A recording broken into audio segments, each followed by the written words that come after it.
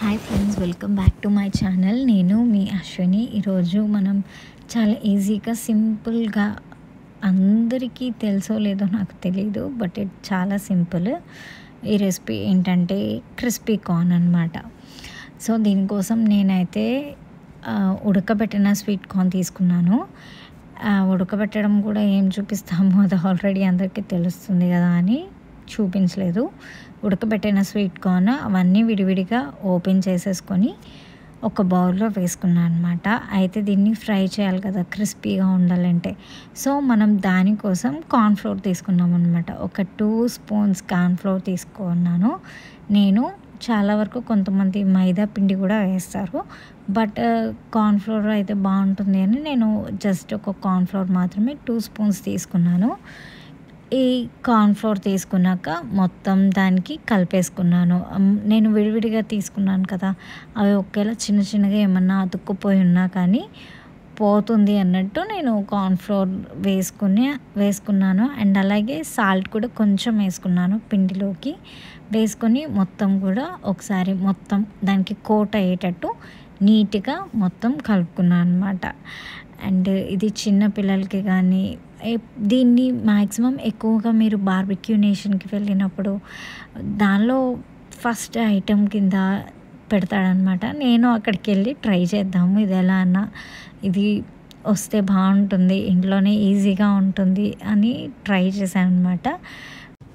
Next ఇదంతా కూడా వేసుకున్న తర్వాత మనం మంచిగా కోట్ చేసేసుకోవాలి.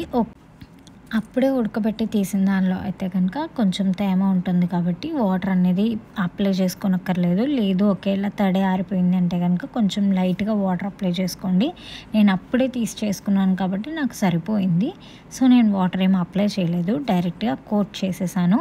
అండ్ ఇక్కడ ఇంకోటి ఏంటంటే ఆయిల్ అనేది మనం హీట్ చేస్తాం కదా, మ్యాక్సిమం ఈ ప్రొసీజర్ అంతా మీరు లో ఫ్లేమ్లో ఉంచుకొని మాత్రమే చేసుకోండి. లో టు మీడియం అంతే, మీడియం కన్నా ఎక్కువ హైలో పెట్టుకోవద్దు. ఎందుకంటే ఒకవేళ మీరు హైలో పెట్టుకున్నారు అంటే కనుక ఖచ్చితంగా అవి పాప్ అవుతాయి, మొత్తం చుట్టుపక్కల పడతాయి అన్నమాట. సో అందుకని నార్మల్గానే మీరు పాప్కార్న్ వేసినప్పుడు ఏదైనా అడ్డం పెడతారు కదా బయటికి అలా చిందిపోకుండా, సేమ్ అట్లాంటి క్యారెక్టర్ ఉంటుంది అనమాట.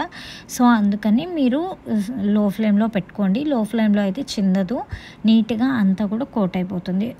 హీట్ కూడా బాగా హీట్ వచ్చే వరకు ఉంచుకున్న తర్వాతే మీరు ఈ కార్న్ వేసుకొని ఫ్రై చేసుకోండి. అప్పుడు మీకు నీట్గా ఉంటుంది, ఎలాంటి ప్రాబ్లం రాదనమాట. సో అందుకని నార్మల్గా లో ఫ్లేమ్లో ఉంచుకొని మీరు కార్న్ అంతా కూడా మంచిగా ఫ్రై చేసేసుకోండి.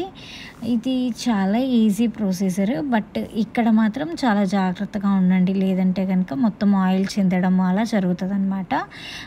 సో మీరు లో ఫ్లేమ్లోనే మొత్తం కూడా ఫ్రై అంతా చేసేసుకున్నాక దీన్ని ఒక సపరేట్గా టిష్యూ పేపర్ మీద ఇదంతా వేసుకొని ఆయిల్ అంతా డ్రైన్ అయిపోయిన తర్వాత మీరు వేరే దానిలోకి షిఫ్ట్ చేసుకోవచ్చు అనమాట.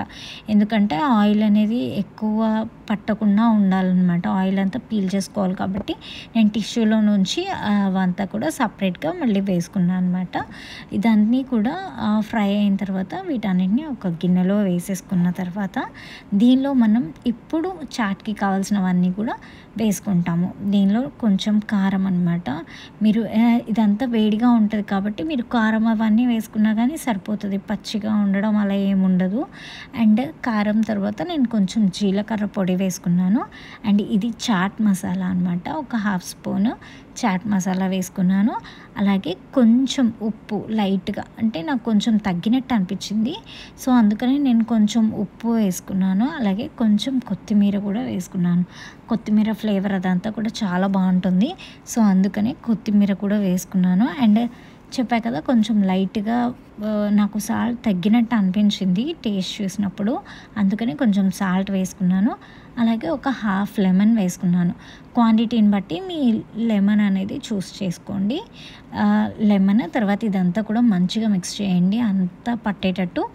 చాలా టేస్ట్ చాలా బాగుంటుంది. ఒక్కసారి మీరు ట్రై చేయండి, ఎలా వచ్చిందో కంపల్సరీ టెక్స్ట్ చేయండి. అలాగే మీరు ఫస్ట్ టైం కనుక నా ఛానల్ని చూస్తున్నట్లయితే సబ్స్క్రైబ్ చేయడం అస్సలు మర్చిపోవద్దు. And thank you so much for watching. Bye.